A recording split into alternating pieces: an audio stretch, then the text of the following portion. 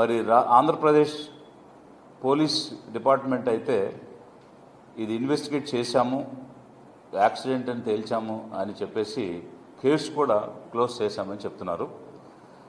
ఇప్పుడు post mortem report కూడా ఇప్పుడు ప్రజలకు అందుబాటులోకి వచ్చింది. అయితే దీనిలో అనేక అనుమానాలు మరీ ఇంకా పెరగడం అనేటువంటిది ఒకవైపు అయితే, గతంలో మేము రైజ్ చేసినవి కానీ ఇంకా చాలామంది నాయకులు మాట్లాడినప్పుడు రైజ్ చేసినటువంటి అంశాల మీద కానీ ఎలాంటి స్పష్టత కూడా మనకు కనిపించడం లేదు. అయితే దీనిలో ఇప్పుడు గతంలో వచ్చినటువంటి అనుమానాలు, చనిపోయినటువంటి వ్యక్తిని ప్రవీణ్ కుమార్ గారు పగడాల గారుగా గుర్తించడం అనేటువంటిది తప్ప మరి ఏ నిజము కూడా, అంటే వారు ట్రావెల్ చేసింది కానీ ఆగింది కానీ ఎక్కడైనా మద్యం కొనుగోలు చేసినటువంటిది కానీ ఏది కూడా వారు ప్రవీణ్ కుమార్ గారే అనేటువంటి అంశాన్ని కూడా ఎక్కడ కూడా ప్రూవ్ చేయలేదు. సో ఈ ఇన్వెస్టిగేషన్లో కనిపిస్తున్న నిజం కేవలం చనిపోయిన వ్యక్తి అన్నది ఒక్కటి తప్ప, వారు చూపించినటువంటి విజువల్స్లో ఎక్కడా కూడా అతను ప్రవీణ్ కుమారే అనేటువంటి నిజ నిర్ధారణ ప్రూఫ్స్, ఎవిడెన్సెస్ తోటి చూపించినటువంటి పరిస్థితి లేదు. ఇది ఒకవైపు అయితే, ఈరోజు పోస్ట్ మార్టం రిపోర్ట్ వచ్చింది. ఈ పోస్ట్ మార్టం రిపోర్ట్ ఇప్పుడు పబ్లిక్ డొమైన్లో ఉంది, అందరికి అందుబాటులో ఉంది. ఇక్కడ వీరు ఏం రాశారంటే,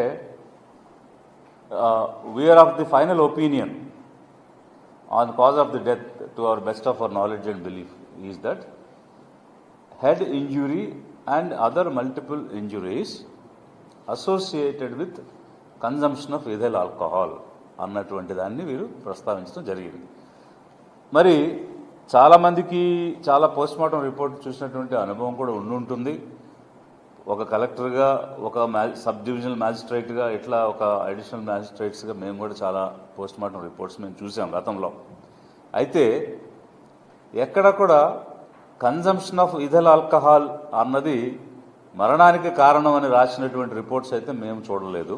అది మొట్టమొదటి అంశం. అయితే రెండవది, head injury and multiple injuries వల్ల మరణం సంభవించింది అని చెప్పుంటే ఓకే. అంటే హెడ్ ఇంజురీ అన్నదాంతో మొదలయ్యి దానివల్ల హెమటోమా కానీ అక్యూట్ హెమరేజ్ కానీ జరిగి ఆ రక్తస్రావం వల్ల అది ఆ కంపార్ట్మెంట్, అంటే స్కల్ అనేటువంటి ఒక కంపార్ట్మెంట్లో మెదడుకు దెబ్బ తగిలినప్పుడు వచ్చినటువంటి రక్తస్రావం, అది ఎక్కడికి వెళ్ళటానికి ఖాళీ లేనప్పుడు మెడలో అబ్లాంగేటని హిట్ చేసి స్పైనల్ కార్డు మీదుగా వెళ్ళడము, ఇట్లాంటిది ఏదో జరిగి ఆ మెడలో అబ్లాంగేట ఇన్ఫ్లుయెన్స్తో రెస్పిరేటరీ సిస్టమ్ ఆగి హార్ట్, అంటే ఊపిరాడక హార్ట్ ఆగిపోయి ఇలాంటివి ఏదైనా జరిగింది అని అంటే, ఒక హెడ్ ఇంజురీ ఇన్ఫ్లుయెన్షియల్గా వచ్చిన మల్టిపుల్ ఇంజురీస్ ద్వారా జరిగింది అని అనుకోవడానికి ఒక ఆస్కారం, అవకాశం ఒకవైపు ఉంది. అయితే ఆల్కహాల్ అనేటువంటిది కాజ్ ఆఫ్ డెత్ కింద ఏ విధంగా రాస్తారు ఈ డాక్టర్స్ అనేటువంటిది చాలా ఆశ్చర్యకరమైన విషయం. ఎందుకనంటే ఇప్పుడు హెడ్ ఇంజురీ వల్ల జరిగి ఉండొచ్చు, బట్ ఆల్కహాల్ తాగడం వల్ల చనిపోయాడు అది కారణం అని పనిగట్టుకుని రాసినట్టు ఉంది తప్ప, కేవలం ఆల్కహాల్ తాగడం వల్ల చనిపోతే మరి ఈ దేశంలో ఎన్ని కోట్ల మంది చనిపోవాలి, అలాగే వెస్టర్న్ కంట్రీస్లో ఎంతమంది చనిపోవాలి, ఎంతమంది కేవలం ఆల్కహాల్ తాగి ఉంటే చనిపోయేటట్టయితే ఈ రాష్ట్రం యొక్క ఖజానా నిధులు కేవలం ఈ రాష్ట్రంలో ఉన్నటువంటి పేదలు చిన్న చిన్న పనులు చేసుకుని కూలీలు తాగడం వల్లే అత్యధిక నిధులు మన రాష్ట్రానికి వస్తున్నాయి. మరి వాళ్ళందరూ కూడా ఎలా బ్రతుకున్నారు అనేటువంటిది ఒక చాలా $1 మిలియన్ క్వశ్చన్గా వస్తుంది. ఇందులో మరిన్ని అనుమానాలకు ఎందుకు దారితీస్తుందని చెప్పాల్సి వస్తుందంటే, మొట్టమొదట వారు ఇచ్చినటువంటి రిపోర్ట్లో స్పెసిఫిక్గా ఏం రాశారంటే, స్టమక్లో 120 ml ఫ్లూయిడ్ ఉంది, there are no suspicious order like alcohol in the stomach. అంటే కడుపులో 120 ml ఫ్లూయిడ్ ఉంది, అందులో ఎలాంటి అనుమానాస్పదమైనటువంటి వాసన కానీ ఆల్కహాల్ కానీ లేదు అని స్పెసిఫిక్గా వీళ్ళే ప్రిలిమినరీ రిపోర్ట్లో ఇచ్చున్నారు. రెండవ రిపోర్ట్లో కూడా వారు ఏం రాశారు అని అంటే, ఈ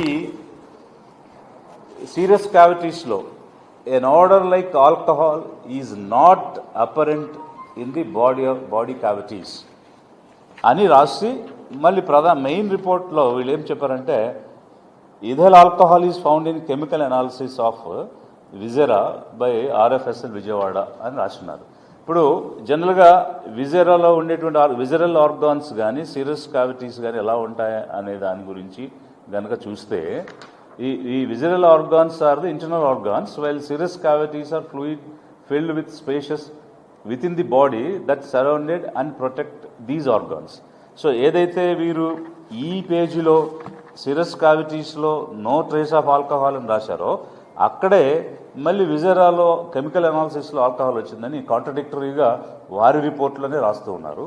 ఇంకొక అంశం ఏంటంటే ప్రిలిమినరీ రిపోర్ట్లో ఒక ఆర్డర్ అంటే ఒక స్మెల్ కానీ ఆల్కహాల్ కానీ లేదని చెప్పినటువంటి డాక్టర్స్ ఫైనల్ రిపోర్ట్లో ఆల్కహాల్ ఉంది అందుకే చనిపోయాడని రాయడం, అసలు ఆల్కహాల్ అనే సబ్జెక్ట్ని ఎందుకు ఇంత హైలైట్ చేయాల్సి వచ్చింది, ఎందుకు దీన్ని తీసుకురావాల్సి వచ్చింది?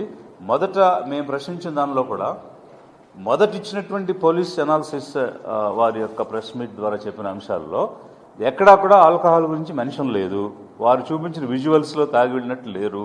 ఆ విజువల్స్ గురించి అడిగితే అవి వైరల్ అవుతున్న వాటితో మాకు సంబంధం లేదు, మేము ఇచ్చినవే అఫీషియల్ అని చెప్పారు.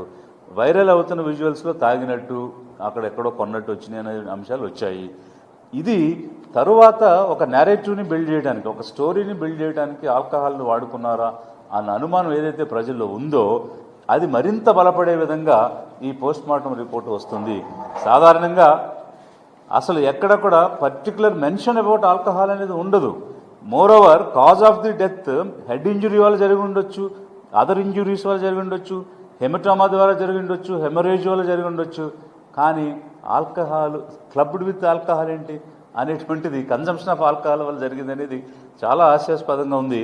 ఇది పనిగట్టుకుని రాసినట్టుగా కనిపిస్తుంది అనేది మొదటి అంశం. అయితే ఇక రెండవది ఏంటంటే ఈ ఫేస్ మీద ఇంజురీస్ ఉన్నాయి. మరి ఈ ఫేస్ మీద ఇంజురీస్ అనేటువంటివి ఈ రిపోర్ట్లో వచ్చాయి. వీటికి సంబంధించి ఇప్పుడు పోలీస్ ఆఫీసర్ ఇచ్చినటువంటి నరేషన్ ఏమిటంటే ఇలా వెళ్ళి పడినప్పుడు రాళ్ళకు గుద్దుకోవడం జరిగింది ముఖం, అందుకే ముఖం మీద ఇంజురీస్ వచ్చాయి అన్నారు. మరి ముఖం మీద ఇంజురీస్ వస్తే హెల్మెట్ ఉన్న భాగంలో వెనక భాగాన తలకు ఎట్లా గాయం జరిగింది? ఇది ఒక క్వశ్చన్ ఆన్సర్ చేయలేదు. మరి బోత్ సైడ్స్ ఎట్లా జరిగినాయి?